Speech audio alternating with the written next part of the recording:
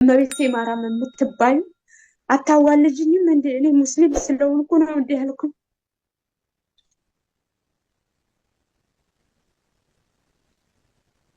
ይቅርታ እመቤቴ ማርያም የምትባዩ እኔ አታዋልጅኝም እንዴ? እኔ ሙስሊም ነኝ አታዋልጅኝም ብዬ እንዲህ ፊት ለፊት ነው የተኛሁት።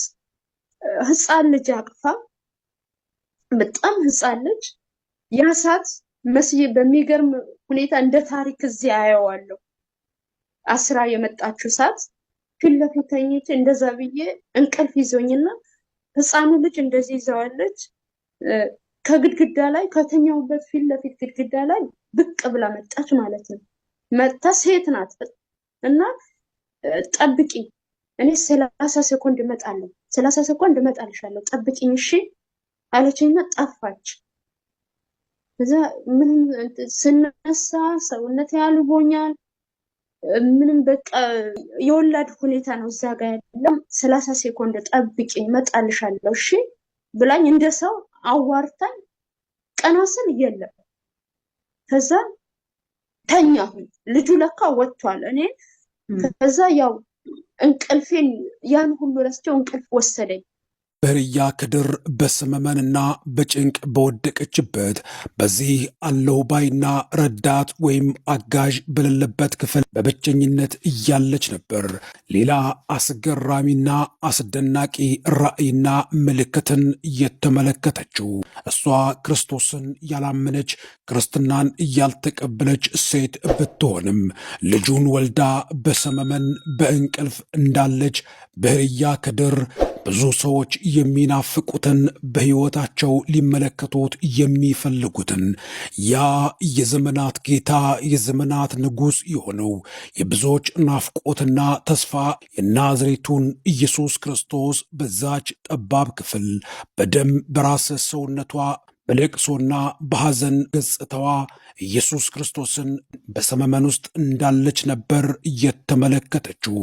ረዳትና ወገን ባጣችበት በዚህ ሰዓት ላይ ጌታችን ኢየሱስ ክርስቶስ ለበህርያ ክድር እንዴት ያለ መገለጥ እንዳደረገላትና ከወሊድ በኋላ ማድረግና መፈጸም ስለሚገባት ነገር የሰጣትንና የነገራትን ቃል በህርያ ክድር እንዲህ በማለት ደግማ ትናገረዋለች።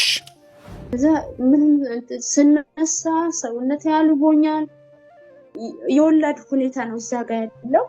እዚህ ጋር እንትን ማለት አልችልም። በቃ እንቅልፍ ይዞኝ ሄዳ።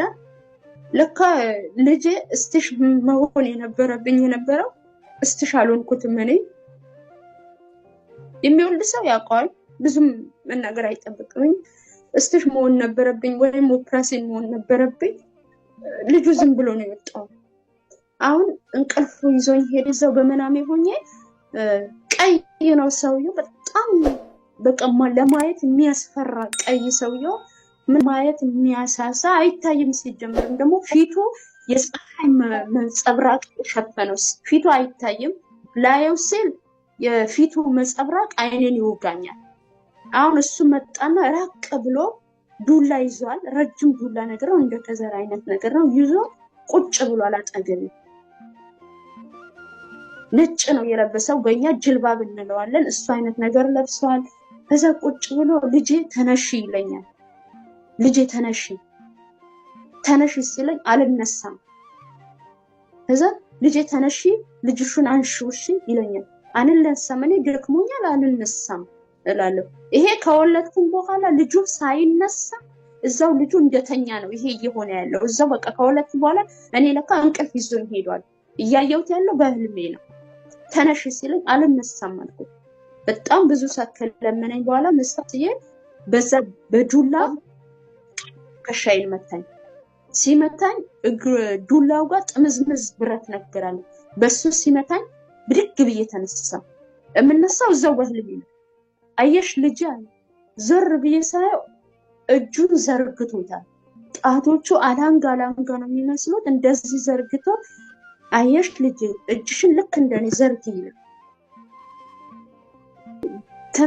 ስለተነሳው ዘረጋሁኝ። አየሽ ልጅ ይሄ እትብቱ ወደ አንቺም ሆድ እንዳይቀር ወደ ልጅሽም እንዳይቀር ልጄ እንደዚህ አድርገሽ ቁረጩ እኔ ያልኩት። አዎ አንቺ የቁጣ ኃይል ሲቆጣም ሲናገርም ምድርቷ ትንቀጠቀጣለች። ያለችበት ቦታ እኔም የተኛሁበት ይንቀጠቀጥ። ከዛ እንደዛ አድርገሽ ቁረጩ ወደ አንቺ ሆድ እንዳይገባ እጅሽን ዘርጊ ይለኛል። እጄን እዘረጋለሁ። ከዛ ልክ እኔ በሚያሳይኝ በ5 ጣትሽ ለክተሽ እንደዚህ ወደ እሱም እንዳይቀር ወደ አንቺም እንዳይቀር ቁረጩ ይለኝና በምን ልቁረጠው አልኩት።